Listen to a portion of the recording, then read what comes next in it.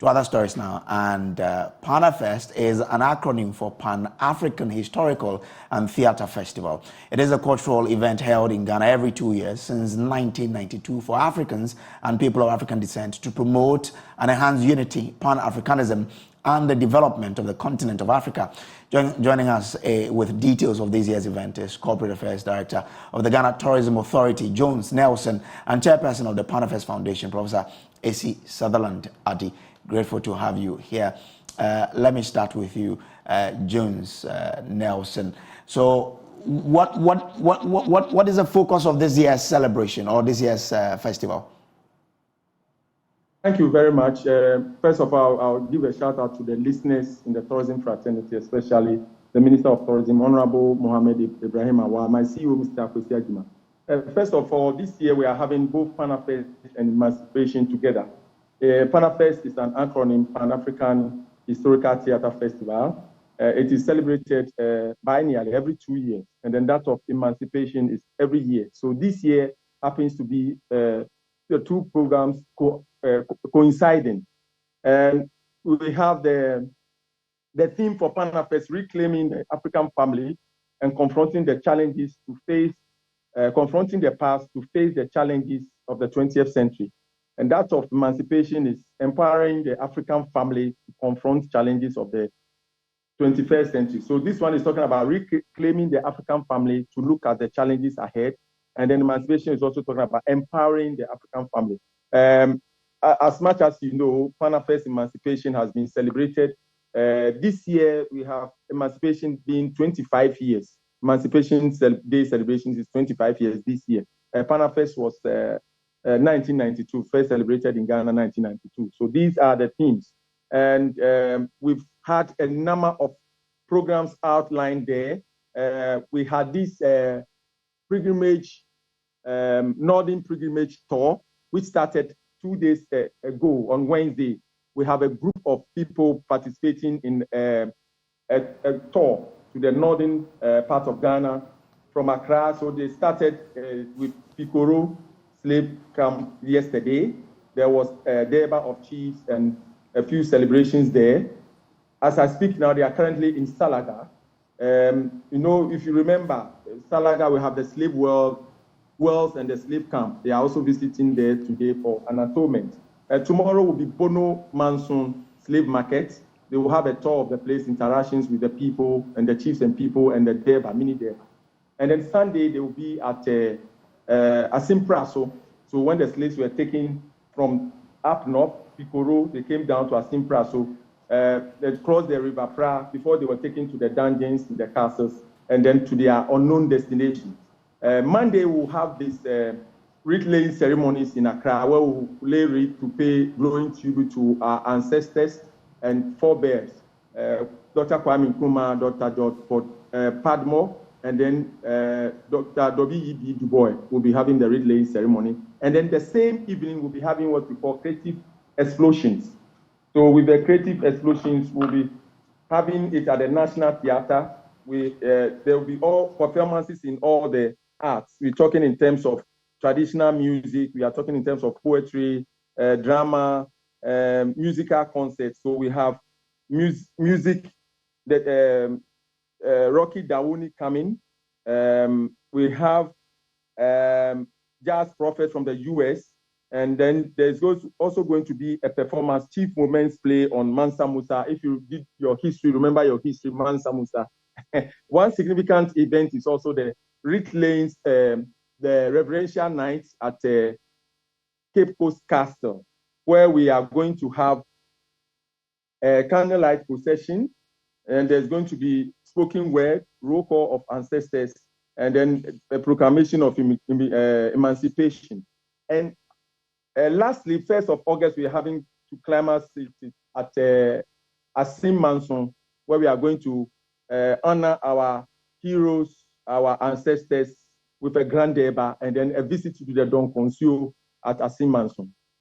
Let me bring in Professor Addy now. Prof, so what can we do to ensure that this becomes a celebration that is accepted by all, that we give it that huge celebration like we give to other festivals that come up, during Christmas?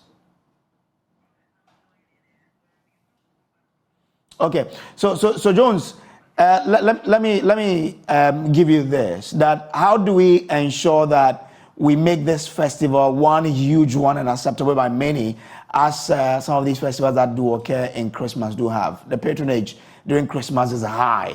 How do we do that for PanaFest? Okay, that's great. So, like you are saying, we need to bring in add-ons. So, what do we do during PanaFest? Formally, people say we restrict it to Accra. So, like I mentioned, I did indicate earlier, we are including all the slave routes in Ghana that the slaves were taken through. Okay. All right. Okay. So, Prof, in trying to get a buy-in. So Pitoro has come in, Salaga. Let me bring in Prof now. Prof, why should I, buy into PanaFest and show so much concern, such that I would treat it as though I'm treating a party in Christmas? Well, it's not a party. So let's take a look at Easter, for example. So there are days like Good Friday, when you contemplate and think of what's happening, and then there's the Easter day where we all go and and rejoice and so on. So PanaFest is a little bit like giving us the reason, not the surface, not the glamour, but giving us the reason why we must take ourselves seriously and take our history seriously, and delve into it. So it will not, parts of it are, you have your masquerades and so on and so forth, but then you have your colloquia, you have, going through the dungeons and coming out, you have a moment where you meet each other. So I think that we need to see that PanaFest, lets us touch the reality. And it also gives us the opportunity to say the things that are difficult to say, but with a view to correcting things and making them better.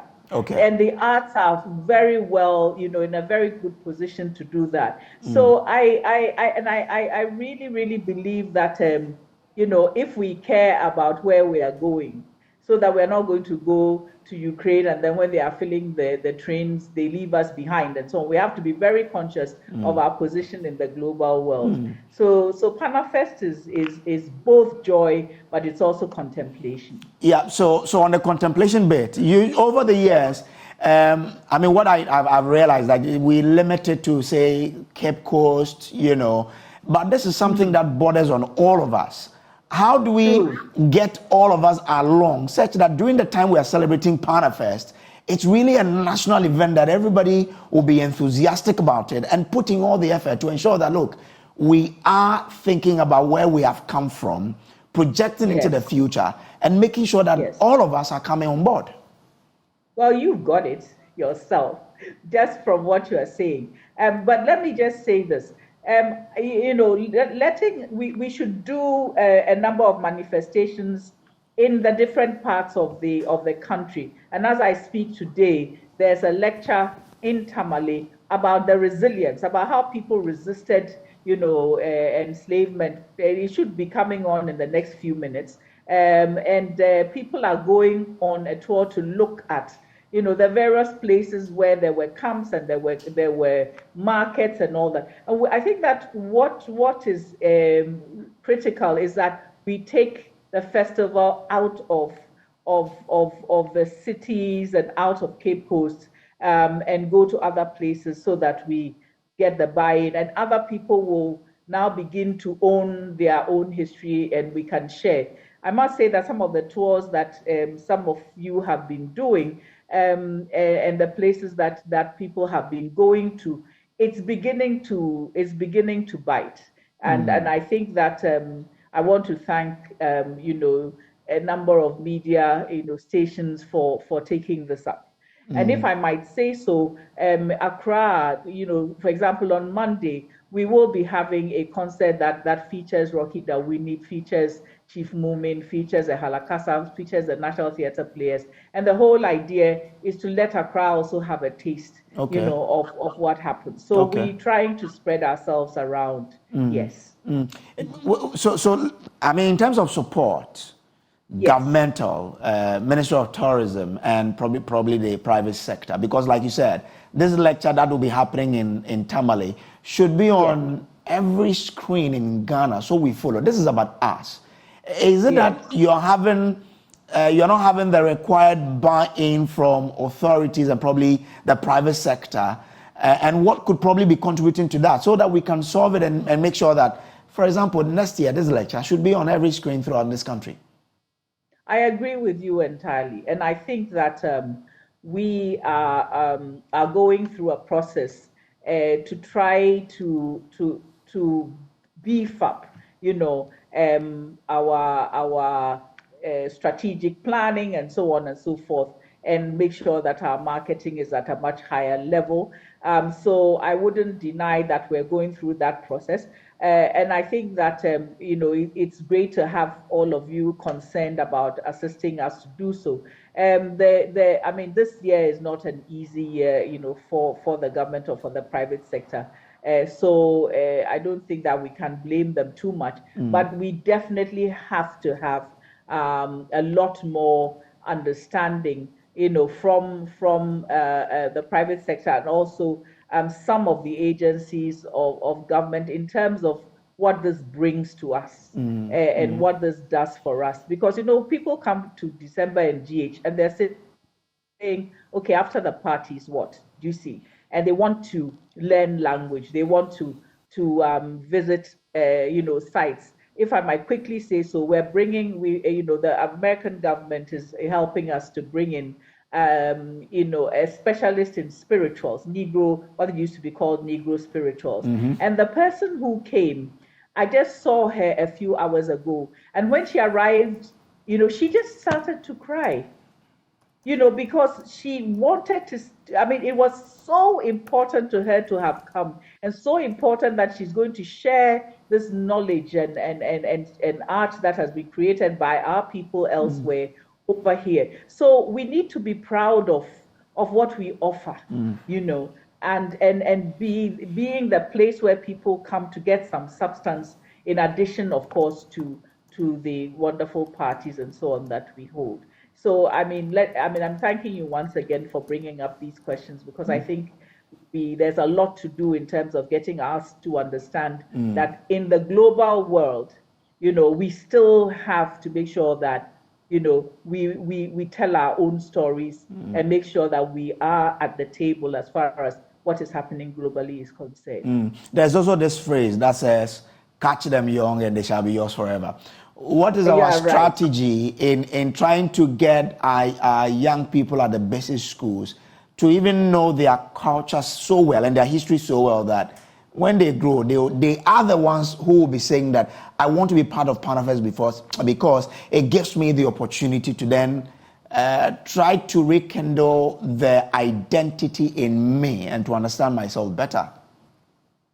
Well, I think that in school and out of school, we have to work on it. Now, there isn't enough being taught, concerning this era, perhaps because people think that it's past. But until you feel the impact of it, in contemporary life, and then you will know that it's not past at all. So we do need to beef up what is being taught about enslavement and colonialism, not in terms of a pity party, but in terms of understanding, the strategies that were being used and why they were used. So yes, there's a lot of work to be done there.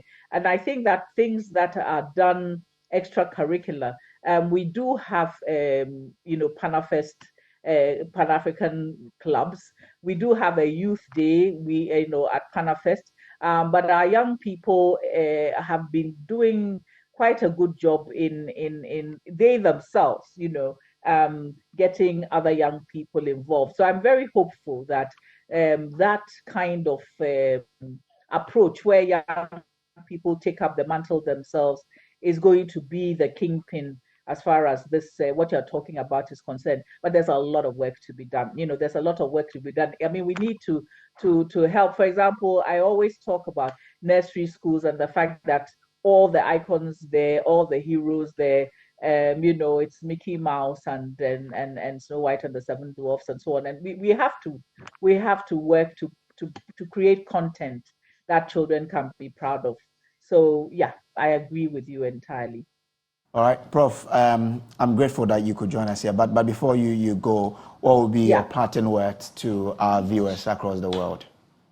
My parting words to our viewers is that we've created a precious platform, and we should all get together to make sure that that platform serves us well. And I will also want to just make sure that I invite people in Accra to come to the National Theatre at 7 p.m. on a Monday, to come and have a taste of PanaFest, so that you don't feel left out. So please come. There will be wonderful music. There will be food and also dance, drama, everything. That gives you a taste of what we have contributed to the world as Africans. Right. Thank you so much, Prof, for joining us. And I wish you all the best. We will also be there, especially for this concert. Grateful to Professor Sutherland Addy and also the Ghana Tourism Authority person who joined us for this conversation. I hope that we'll all be part of this PanaFest to promote our identity and culture and help, train our young ones where we've come from and where we are going. This is still The Pulse on the Joy News channel. We'll take a very quick break. We'll be back. We have a conversation for you here.